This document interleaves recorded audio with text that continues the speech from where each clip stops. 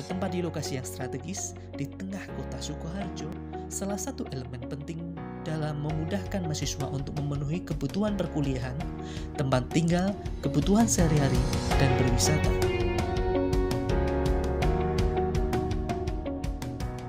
Program studi pendidikan yang menciptakan tenaga profesional siap kerja untuk membantu individu yang memiliki masalah pribadi, hubungan sosial, belajar, dan karir.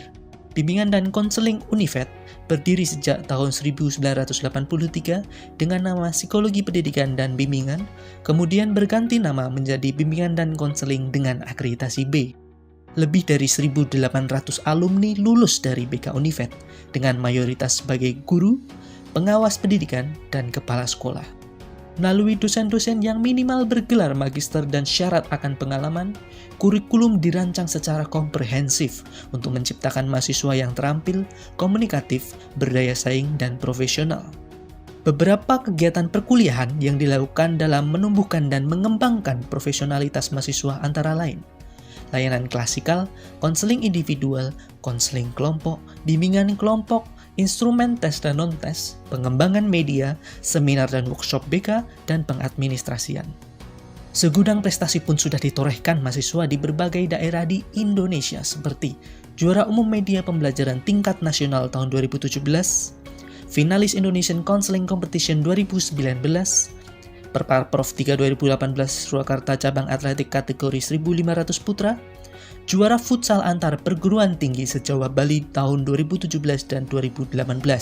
Munculnya prestasi salah satunya dipengaruhi oleh terpenuhinya fasilitas dari bimbingan dan konseling seperti laboratorium bimbingan dan konseling terstandar, ruang mikro teaching terstandar, ruang kelas yang nyaman, perpustakaan pusat dan prodi yang memiliki lebih dari 8.000 koleksi buku cetak maupun elektronik, ruang dosen, dan unit pengembangan karir dan alumni. Selain itu, masih ada fasilitas umum seperti parkiran yang luas, lapangan untuk berolahraga, dan berbagai unit kegiatan mahasiswa sebagai wadah pengembangan diri mahasiswa. Ayo Bergabung bersama kami. Halo, Assalamualaikum. Salam mahasiswa baru Universitas Veteran Bank Nusantara Sukoharjo, program studi bimbingan dan konseling. Penyusunan kurikulum yang kita tawarkan melibatkan berbagai unsur stakeholder, mulai dari internal maupun eksternal, mitra dan alumni. Kita libatkan dalam penyusunan kurikulum dalam program studi bimbingan dan konseling. Profil lulusan di program studi bimbingan dan konseling sebagai tenaga guru BK yang profesional di satuan pendidikan, yang kedua sebagai peneliti di bidang pendidikan, ketiga sebagai pendamping pekerja sosial dan tenaga personalia di sebuah perusahaan, dan yang ketiga sebagai tenaga dosen bila mana memang untuk melanjutkan ke perguruan tinggi. Proses pendidikan yang ditempuh sebagai unggulan program studi adalah jalur RPL, yaitu rekognisi pembelajaran lampau, dengan menawarkan mahasiswa untuk bisa lulus dalam kurun waktu 3 semester dari diploma, sarjana maupun dari SMA dengan pengakuan pengalaman kerja. Dosen kami memiliki 8 dosen yang berkualifikasi bimbingan dan konseling, di antaranya 2 dosen yang memiliki kualifikasi doktor dan 6 dosen yang memiliki kualifikasi magister, ditambah 2 dosen yang memiliki kualifikasi profesi, yaitu PPK profesi konselor. Demikian deskripsi singkat dari program studi bimbingan dan konseling. Selamat bergabung kepada calon mahasiswa baru program studi bimbingan dan konseling. Selamat berkarya dan kita siap untuk melayani mahasiswa untuk bisa lulus tepat waktu. Terima kasih. Wassalamualaikum warahmatullahi wabarakatuh. Halo semuanya, perkenalkan saya Vika Trisa Putri, mahasiswa S1 Bimbingan dan Konseling Universitas Veteran Bank Nusantara. Di sini saya akan menceritakan pengalaman yang menarik dan berharga bagi saya selama berkuliah di BK Univet Bantara Sukoharjo. Salah satunya dengan berkuliah di BK Univet Bantara, kita bisa mengembangkan skill kita, minat dan bakat dan juga karir kita. Dan di BK Univet Bantara ini membuka luas pengalaman untuk mahasiswa yang ingin menceritakan dan juga mengembangkan skillnya di bidang UKM, juga HMP, ada organisasi ataupun kegiatan yang ilmiah seperti PK Ormawa, PKM, dan juga kegiatan yang sangat bagus lainnya. Oleh karena itu, teman-teman, yuk gabung ke BK Universitas Bandara Sukoharjo karena di sini bukan hanya belajar, tapi mengembangkan skill karena nantinya akan terjun di dunia industri, perusahaan maupun pendidikan. BK Universitas Bandara sangat bagus dan menarik untuk kalangan era dunia abad 21.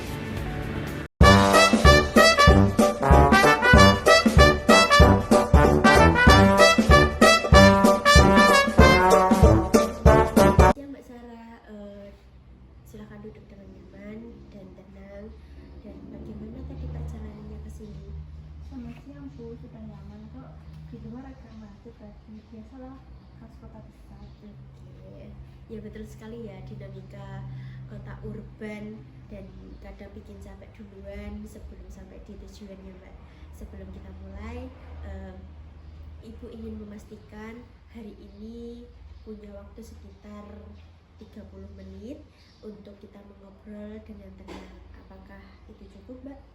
Itu Bu, saya memang sudah niat mau cerita panjang hari ini. Oke, ya betul sekali ya Mbak. Dinamika kota urban kadang bikin capek duluan sebelum sampai tujuan. Nah sekarang sebelum kita mulai, alangkah baiknya kita berdoa terlebih dahulu. Berdoa dimulai. Doa selesai. Oke, di sini Ibu ingin memberikan waktu yaitu 30 menit dan nanti apa yang Mbak Sarah ceritakan ini terjaga kerahasiaannya. Apakah itu cukup, Mbak? Cukup Bu, saya memang sudah niat mau cerita panjang hari ini. Oke, baik.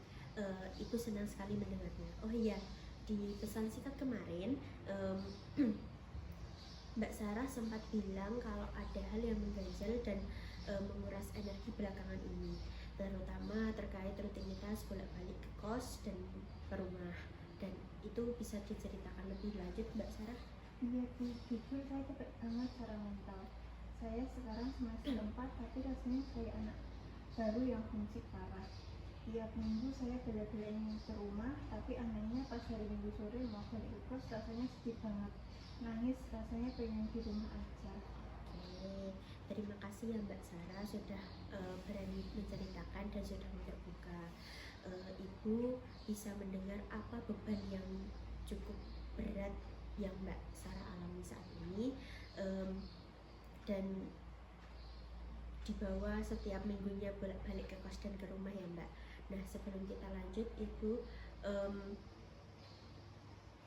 apa sih yang membuat Mbak Sarah itu merasa lebih nyaman di rumah? Iya Bu, itu yang bikin saya lebih tenang dan kuat cerita lebih dalam. Oke,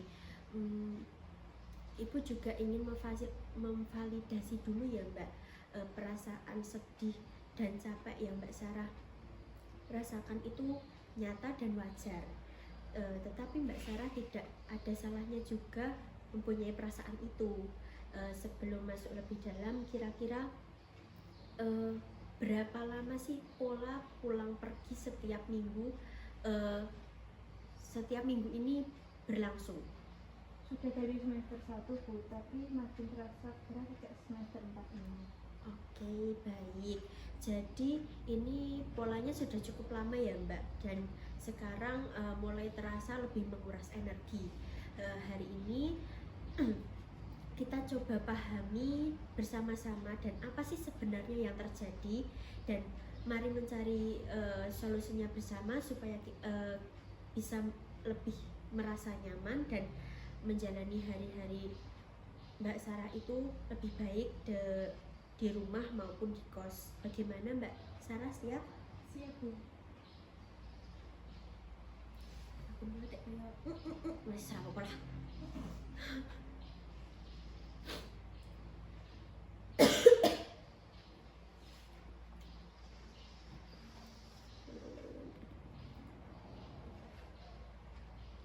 Oke, Ibu bisa merasakan betapa melelahkannya harus membagi energi ya Mbak setiap di hari Minggu. Mbak Sarah merasa ada kerinduan yang besar di rumah sampai selalu menyempatkan pulang tiap minggu. Iya Bu, rasanya kayak nggak Iya Bu, rasanya kalau nggak pulang saya jadi kepikiran terus di kos. Oke, baik. Nah, coba coba Mbak Sarah ceritakan seperti apa perasaan Mbak Sarah saat sudah sampai rumah dan apa rasa rindu itu langsung terobati? Nah itu dia masalahnya Bu, ini yang bikin saya bingung sama diri saya sendiri. Pas sudah di rumah saya juga sering rasa bosan, kadang rasa nggak betah karena rumah nggak sehangat dulu, atau ada aja hal yang bikin nggak nyaman. Tapi giliran di kos saya kesepian dan pengen pulang lagi. Saya merasa kayak nggak punya tempat yang benar-benar bikin tenang. Oke, jadi ada perasaan bimbang ya Mbak, yang sangat kuat dan seolah-olah Mbak Sarah itu salah satu-satunya yang mengalami hal ini. Coba ceritakan lebih detail lagi ya Mbak Sarah, hal kecil apa sih yang ada di rumah belakangan ini terasa risih dan tidak sehangat dulu? Aduh, saya merasa aneh aja, masa udah semester 4 masih gini. Teman-teman yang lain kayaknya enggak aja merantau di kota ini. Oke, jadi ada perasaan bimbang ya Mbak yang kuat di kos. Mbak Sarah itu kesepian dan ingin pulang, tapi begitu sampai rumah realitanya tidak seindah dan senyaman yang Mbak Sarah bayangkan di kos gitu ya Mbak. Iya Bu, saya merasa aneh aja, masa udah semester 4 masih gini. Teman-teman yang lain kayaknya enggak aja di sini.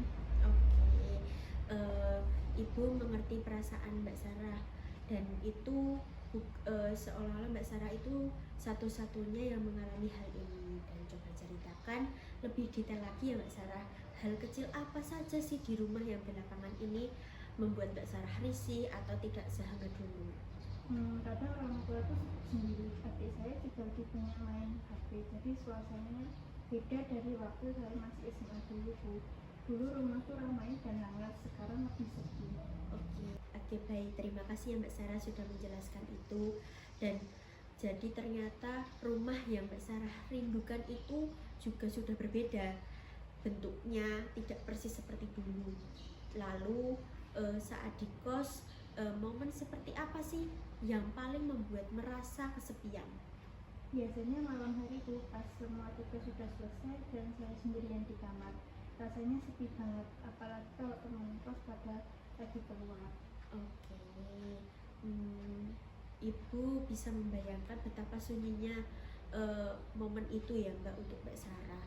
Dan jadi di sini ada dua sisi yang sama membuat ketidaknyamanan Mbak Sarah, yaitu kesepian di kos dan kekecewaan kecil di rumah karena suasananya sudah berubah. Apakah begitu Mbak Sarah? Iya Bu, seperti itu. Makanya saya bingung sebenarnya saya maunya apa. Oke Mbak Sarah, tidak ada yang aneh dengan itu. Berbeda di semester 4 justru seringkali itu menjadi fase transisi ya Mbak Sarah yang begitu berat. Tugas kuliah yang makin padat, tuntutan masa depan yang mulai kelihatan. Wajar kalau Mbak Sarah itu mencari tempat yang aman.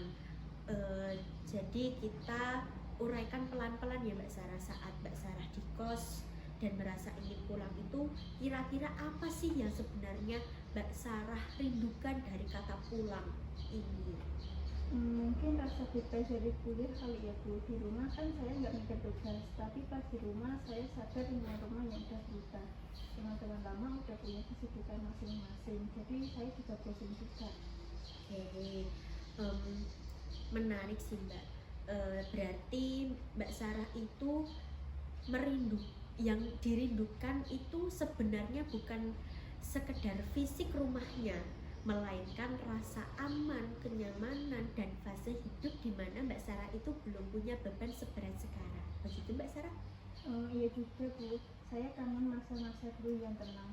Pantesan pas di rumah sekarang saya nggak nemu hal itu lagi, karena situasinya memang sudah berubah. Oke, kesadaran itu penting ya Mbak Sarah. Sekarang coba kita gali lebih dalam. Kalau memang yang Mbak Sarah itu cari adalah rasa aman dan bebas dari beban, menurut Mbak Sarah, apakah rasa itu hanya bisa didapatkan di rumah? Atau mungkin ada kemungkinan Mbak Sarah itu bisa menciptakan sendiri di tempat lain juga? Saya belum pernah kepikiran itu sih Bu. Selama ini saya selalu mengaitkan rasa aman itu cuma dengan rumah. Oke, wajar sekali kalau begitu Mbak, karena rumah itu memang tempat pertama kali kita belajar merasa aman. Tapi mari kita coba lagi, lihat lagi, adakah momen di kos sekecil apapun, dimanapun Mbak Sarah sempat merasa nyaman atau tenang meskipun sesaat? Ada sih Bu, waktu itu saya pernah masak mie telur bareng teman kos, terus ngobrol sambil nonton film. Malam itu saya nggak kepikiran pulang sama sekali. Oke, itu contoh yang sangat berharga ya Mbak Sarah. Berarti Mbak Sarah itu sebenarnya sudah merasakan rasa nyaman itu di kos. Hanya saja momen-momen itu belum sering Mbak Sarah ciptakan. Dan menurut Mbak Sarah, apa sih yang membuat malam itu terasa berbeda? Mungkin karena ada kebersamaan Bu, nggak sendirian. Ada yang diajak ngobrol dan ketawa. Oke, tepat sekali Mbak Sarah. Jadi salah satu akar dari rasa ketidaknyamanan Mbak Sarah di kos itu minimnya rasa kebersamaan, bukan semata-mata karena kos itu sendiri buruk. Dan ini adalah temuan yang sangat penting untuk langkah selanjutnya. Oke, sebab situasinya sudah berubah, bagaimana kalau kita coba strategi baru Mbak Sarah? Selama ini kan Mbak Sarah melarikan rasa tidak nyaman di kos itu langsung pulang fisik setiap minggunya. Apa sih dampak ke kuliah atau ke keuangan Mbak Sarah? Capek di jalan sih Bu, ongkos juga lumayan. Kita sering keteteran karena weekend habis buat di jalan dan rebahan di rumah. Oke, terima kasih ya Mbak Sarah sudah menyadari dampak itu. Bagaimana kalau kita coba tantangan kecil nih, di 2 minggu ke depan coba kurangi frekuensi untuk pulang dan menjadi dari seminggu sekali menjadi 2 minggu sekali. Itu bagaimana perasaan Mbak Sarah mendengar usulan Ibu kali ini? Agak deg-degan sih Bu, tapi saya mau mencoba soalnya saya juga capek sebenarnya. Oke, wajar ya Mbak kalau sedikit cemas. Itu tandanya Mbak Sarah itu keluar dari zona nyaman. Nah, di akhir pekan yang Mbak Sarah tidak pulang, kita coba buat kos atau lingkungan urban ini terasa sedikit lebih seperti rumah ya Mbak. Kira-kira apa aktivitas di kos yang bisa bikin Mbak Sarah merasa nyaman dan atau punya kontrol? Mungkin saya bisa coba ulang kamar biar lebih hangat, atau mulai masak makanan rumah sendiri, sama mungkin sesekali ikut nongkrong sama temen kos pas weekend biar nggak kesepian Bu. Oke, ide yang sangat bagus ya Mbak. Menata kos dan bersosialisasi itu bisa membantu Mbak Sarah menjangkarkan diri di sini. Dan jadi Mbak Sarah itu tidak terus-menerus berlari mencari kenyamanan di masa lalu. Selain itu, adakah cara lain sih Mbak untuk tetap terhubung dengan rumah tapi tanpa harus pulang secara fisik? Mungkin saya bisa video call kerja tiap malam, jadi tetap merasa dekat meskipun nggak pulang. Oke, bagus sekali. Mbak Sarah kan bisa video call rutin, bisa menjadi jembatan juga untuk menjaga kedekatan tanpa harus menguras energi fisik dan waktu belajar Mbak Sarah. Dan mari kita merangkum rencana konkretnya Mbak Sarah ini. Di 2 minggu sekali pulang, video call rutin dengan keluarga dan menata kamar kos agar lebih hangat, dan mencoba memasak sendiri, dan sesekali bersosialisasi dengan teman kos di akhir pekan. Apakah rencana itu terasa realistis untuk Mbak Sarah? Iya Bu, terasa. Saya akan mencoba pelan-pelan. Oke, bagus. Ingat ya Mbak Sarah, ini bukan tentang memaksakan diri untuk sekaligus merubah total, tetapi tentang mencoba pelan-pelan dan melihat apa yang terasa lebih baik untuk Mbak Sarah.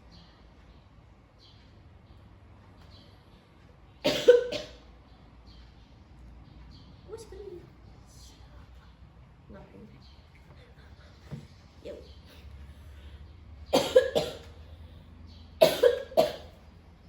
Tadi sasa.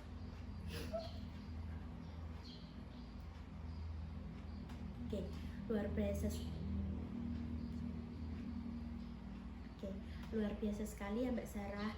Hari ini kita menemukan bahwa rasa homesick Mbak Sarah itu valid, tapi wujudnya adalah kerinduan akan rasa aman dan kebersamaan, bukan sekedar tempat. Dan kita sudah sepakat buat coba eksperimen tidak pulang 2 minggu sekali dan mulai menata kenyamanan di kos. Bagaimana perasaan Mbak Sarah sekarang setelah kita ngobrol panjang hari ini?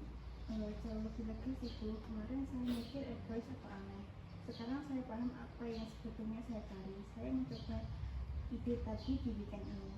Oke, Ibu sangat senang mendengarnya.